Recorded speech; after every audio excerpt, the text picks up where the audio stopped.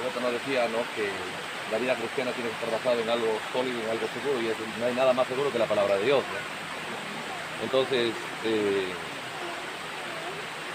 tenemos que entender que nosotros entramos a ser parte de una institución que tiene un dueño, tiene un líder, y ese es Jesucristo. Él la fundó, Él pagó el precio, Él estableció el plan de redención, ¿no? Entonces, y el profeta dice, y Él hizo el trabajo, pagó el precio y luego inauguró su iglesia en Hechos 2. Esa fue la inauguración de la iglesia, ¿sí? Eso era otra vez seres humanos volviendo a ser partícipes del Espíritu Santo, la vida eterna.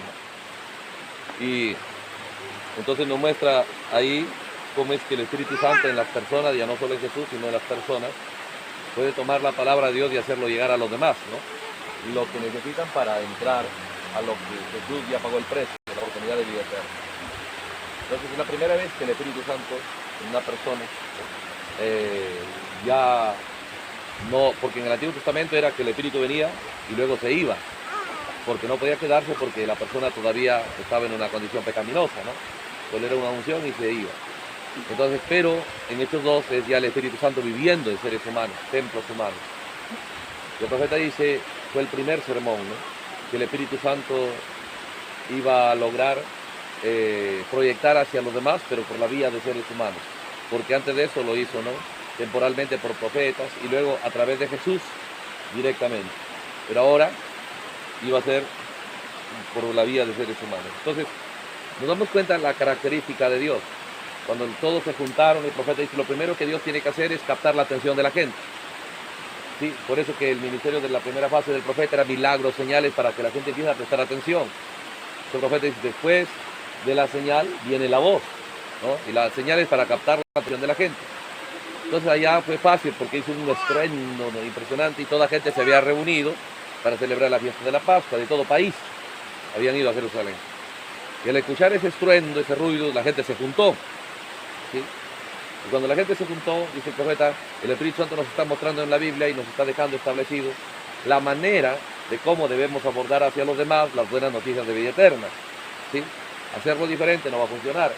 Entonces, la manera en la que el Espíritu Santo trabajó no es enfocarlos en las cosas naturales que pudieran estar involucrados las personas, porque en eso ellos saben.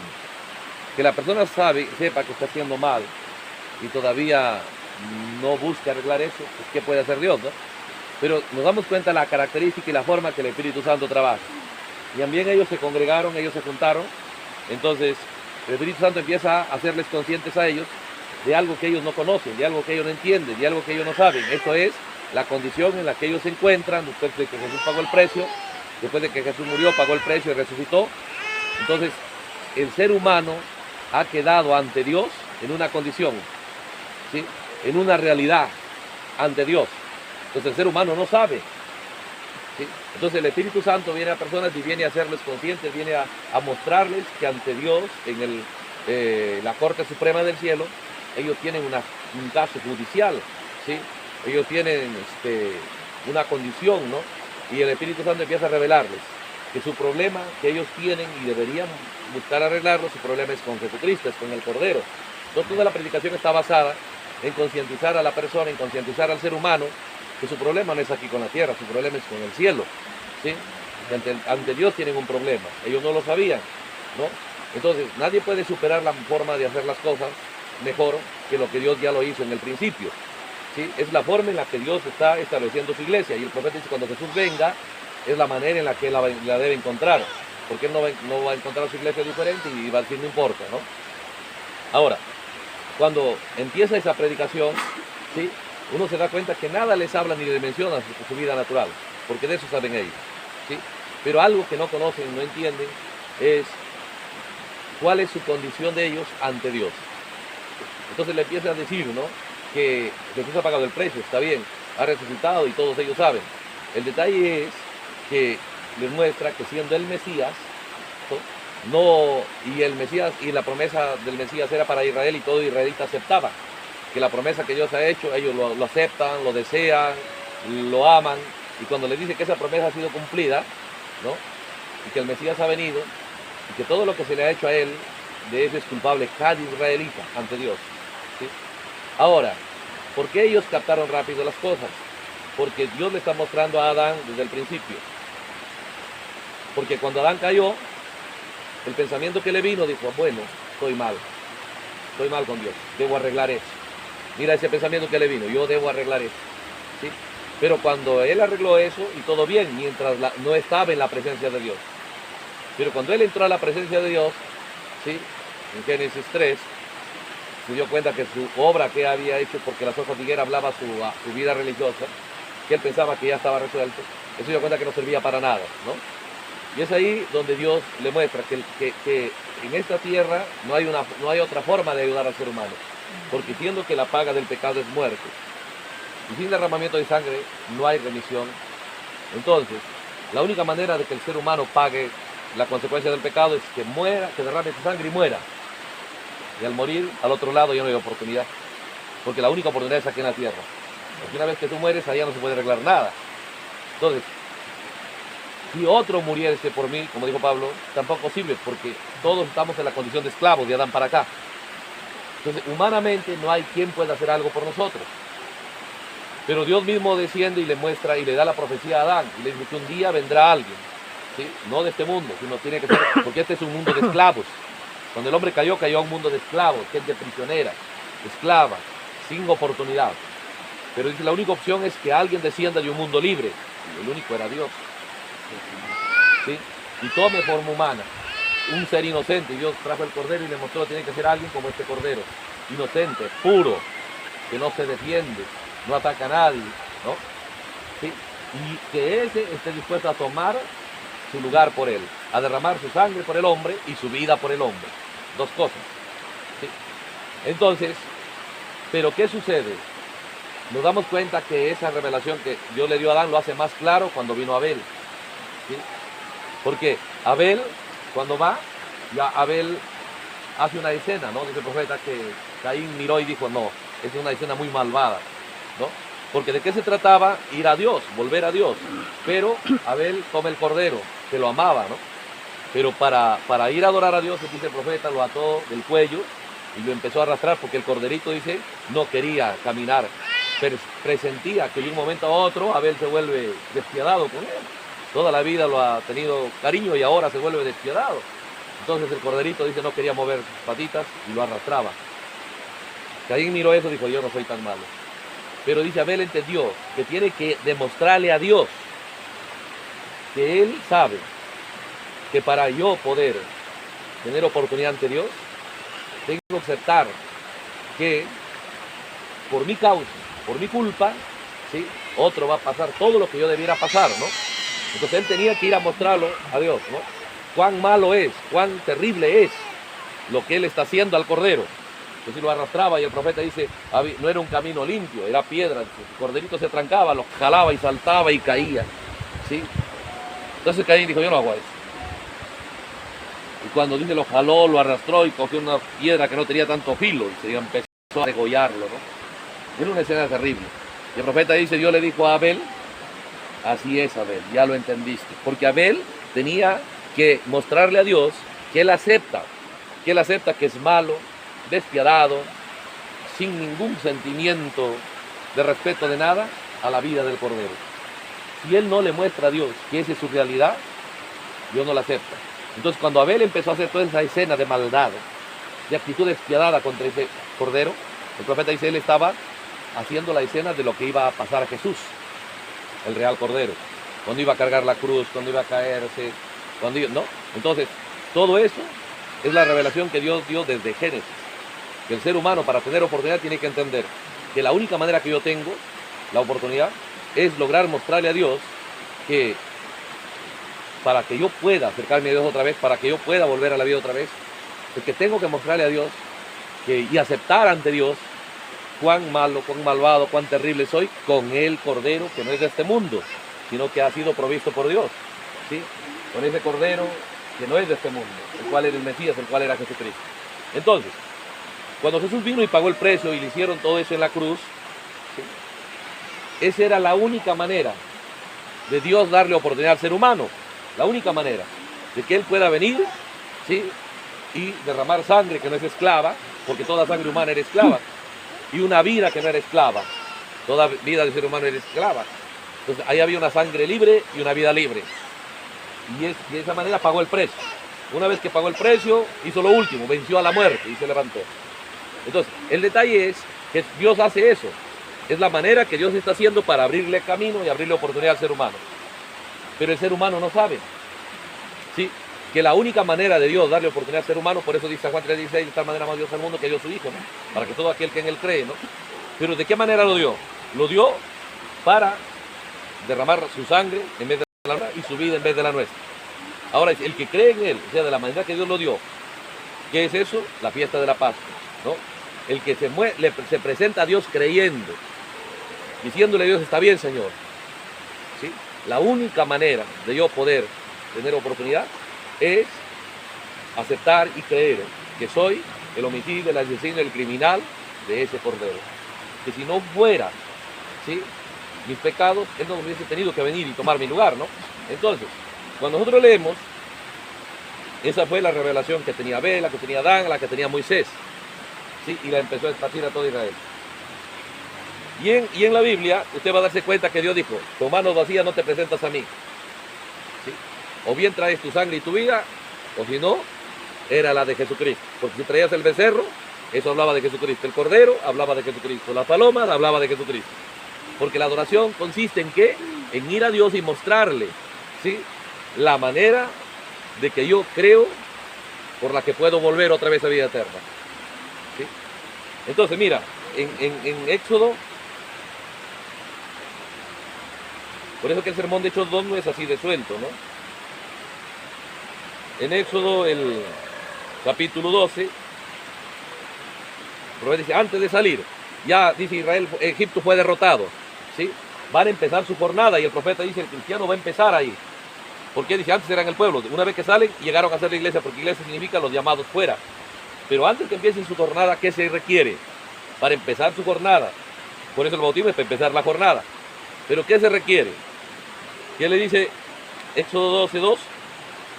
En el 1 y 2 le dice que el mes de abril sería el principal mes. Pero luego dice, el 3, habla toda la congregación de Israel diciendo, en el 10 de este mes, tómese cada uno un cordero según la familia de su padre, un cordero por familia. O sea, cada familia tómese un cordero. Cada familia tiene que tener su cordero, cada casa. ¿Sí? Cada casa tenía que tener su cordero. ¿Sí? No era un cordero por todos. Cada casa. Y aquí con el gentil dice de una manera individual. Con el gentil obra de una manera individual. Cada casa dice tiene que tener su cordero. Ahora dice, mira las instrucciones que Dios da. Si la familia dice fuere tan pequeña que no se baste para comer ese cordero, o sea, lo tenía que matar, la sangre tenía que colocarlo en el dintel y luego lo tenía que comer. Y no tenía que quedar nada para mañana. Nada. Dice, pero si la familia era pequeña y veían que no podían acabar esa carne del cordero, júntate con la otra familia. Pero la condición era, lo comes todo. Que no quede nada. ¿Sí? Esa era la fiesta de la Pascua. Pero mire lo que dice. El 4. Si la familia fuera tan pequeña que no baste para comer el cordero, entonces él y su vecino inmediato a su casa tomarán uno según el número de las personas, conforme al comer de cada hombre. Haréis la cuenta sobre el cordero. El animal será sin defecto. Macho de un año lo tomarás de las ovejas o de las cabras. Ahora el profeta dice, cuando usted lee esto, usted tiene que entender que Dios no está hablando de un animal. Dios está hablando de él mismo cuando tome forma humana. ¿Sí? Dios está hablando del verdadero cordero que es Jesucristo, el Mesías. ¿Sí? Entonces cuando lo leemos como que Dios nos hablara de un animal, obviamente, baja el interés y la expectativa. Pero dice, cada vez que Dios hablaba, Dios sí sabía de quién hablaba. De él, de Jesús yendo a la cruz. Ahora dice, lo guardaréis hasta el día 14 de este mes. El profeta dice, ¿por qué? Tenía que ser examinado. Si ese cordero tiene que ser perfecto. ¿Sí? Lo guardaréis hasta el día 14. Y mira, dice, y esto dice, y esta palabra, y lo inmolará, o sea, o lo matará toda la congregación del pueblo de Israel. Entre las 2 tardes. Mira el requisito para empezar su salida de Egipto. Que era que toda la congregación tenía que aceptar lo que Dios le decía. Convertirse en criminales, si lo leemos de una manera sin el mensaje, de un animal, asesinos de un animal. pero en realidad ese cordero es Jesucristo. Para empezar la jornada, para empezar tu caminata con Dios, tienes que aceptar lo que Dios te propone, ¿sí? De convertirte en un criminal, en un homicida de ese cordero. Ese era el requisito. Y es más, dijo, lo matas el cordero y tienes que anunciar que en esa casa han matado el cordero, poner la sangre afuera, desplegarlo, que la gente mire y diga, esos de adentro son asesinos del cordero, ¿sí? O sea, no solo matarlo, sino dar un testimonio público que lo ha matado. O sea, aceptar que te has convertido en un criminal del cordero. Si tú lo lees, de un animal cualquiera.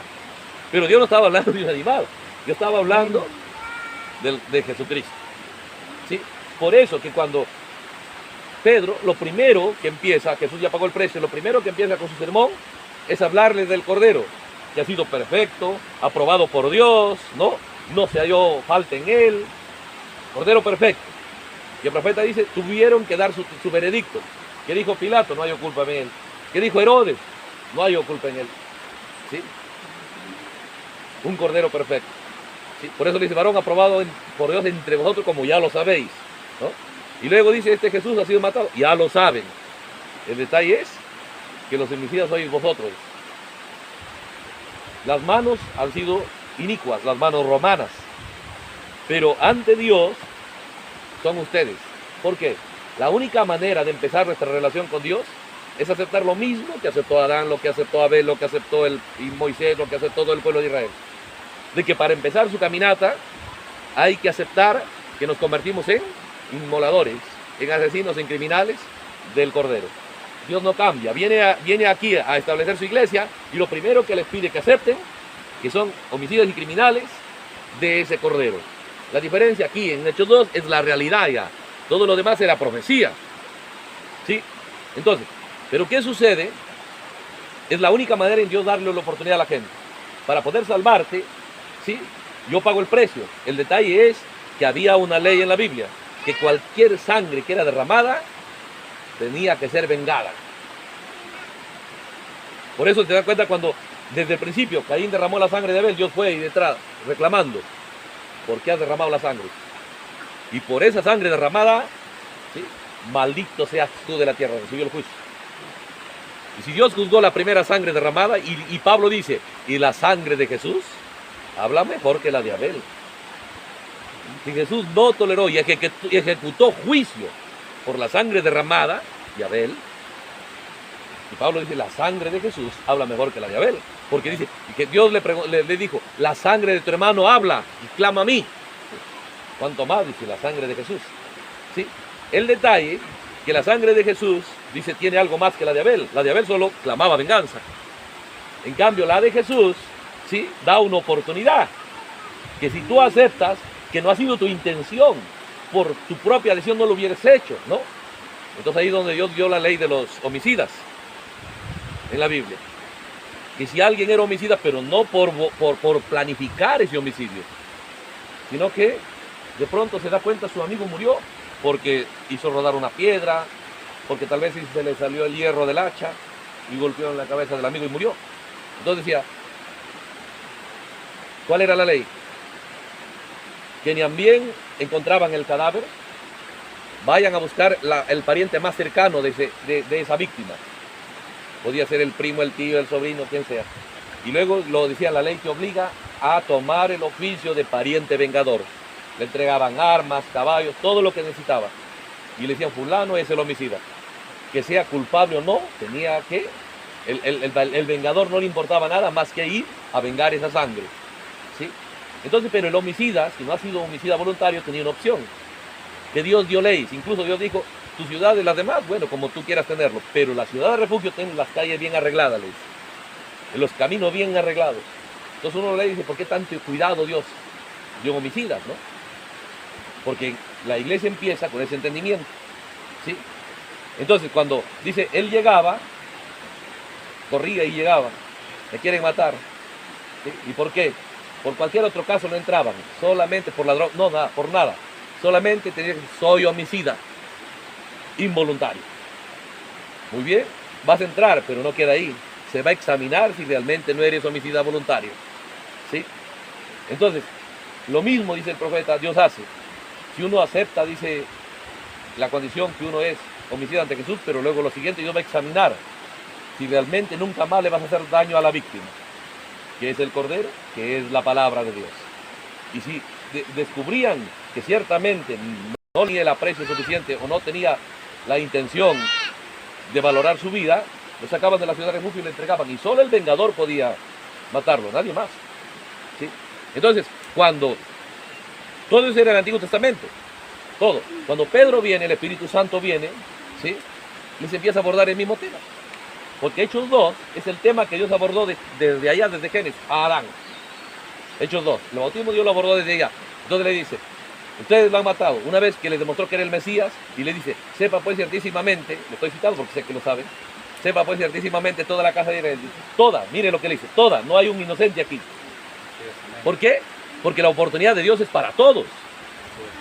Por eso de tal manera movemos al mundo, a todos, para Dios poder darle oportunidad. ¿Qué tiene que hacer Dios? Colocarlo a todos. Allá fue Israel. Aquí es el mundo gentil. A todo ciudadano en el mundo. El profeta dice, sea quien sea, nazca donde nazca. Cuando usted vaya al juicio del trono blanco, ¿de qué cree que Dios le va a juzgar? De la sangre de Jesús en sus manos. Uno piensa de ladrón, de mentiroso, como ya no robo, ya el Señor me... No, era de homicida, de la sangre de Jesús en sus manos. Entonces sepa por ciertísimamente toda la casa de Israel, que este Jesús a quien vosotros crucificaste, yo le he hecho Señor y Cristo. Al oír esto, entonces nos damos cuenta cómo Dios está empezando. Él es el líder de su iglesia, Él es el maestro de obra, digámoslo así, Él es el jefe, Él es el arquitecto. ¿Cómo lo está haciendo? ¿Cómo está introduciendo gente a vida eterna? No lo puede hacer diferente a como lo hizo con Adán, con Abel, con Israel, con nadie. Tiene que ser la misma cosa porque el plan de Dios es uno solo.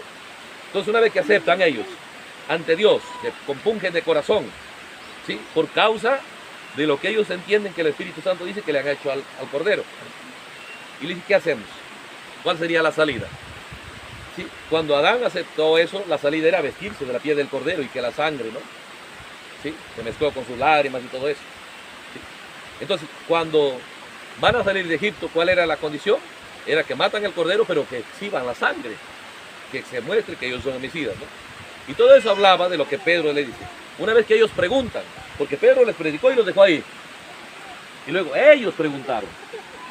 El bautismo en el nombre de Jesucristo es la respuesta a la pregunta de aquellos que entienden cuál es su condición. Somos homicidas. ¿Y ahora qué haremos? Dice, con respecto a lo que ya creemos que somos. ¿Qué salida hay? El bautismo en el nombre de Jesucristo es la salida que Dios le da a la persona que busca una salida para su condición, no de un simple mundano, sino de un criminal, del Cordero de Dios, del Mesías, del Dios eterno. ¿Sí? Entonces, ¿qué haremos? ¿Sí? Entonces le dice, bautizado en nombre de Jesucristo. Entonces, en la Biblia, estoy citando porque sé que lo sabemos, ¿sí? Está escrito, ¿sí? Que el bautismo en el nombre de Jesucristo fue dado como respuesta, no una imposición, sino como respuesta a personas que aceptaron lo que el Espíritu Santo les dice, cuál es su condición ante Dios. Ante los hombres nadie te va a pedir cuenta de eso. Pero Dios, para poder darte oportunidad de vida eterna, la única manera de hacerlo es que haya sangre de otro derramadas, vida de otro. Pero esa sangre tiene que ser vengada. Entonces Dios dice, porque si nada más es la venganza, como la sangre de Abel, pues de nada sirvió, ¿no? Porque igual vas a ser sentenciado. Pero dice, la opción es que tú estés dispuesto, ¿sí? A demostrar que estás dolido por lo que le costó a Jesús tomar mi lugar. El precio que le ha costado, el sufrimiento, el dolor que le ha costado a Dios para que yo pueda tener oportunidad de no perecer. Y eso a ti te duele, ¿sí? Y eso se llama la fiesta de expiación, ¿sí? Entonces dice, cuando tú miras eso, porque el profeta dice, ¿qué predicación va a darle el Espíritu Santo a los 144,000? La misma que dio Pedro. Cuando ellos van a mirar, dice, cuando el Espíritu Santo los visita y mira, ¿a quién ven? Mirarán a mí, ¿a quién? Traspasaron. ¿Sí? Y dirán, ¿y esas heridas en tus manos? ¿Esas heridas en tu costado? ¿Sí?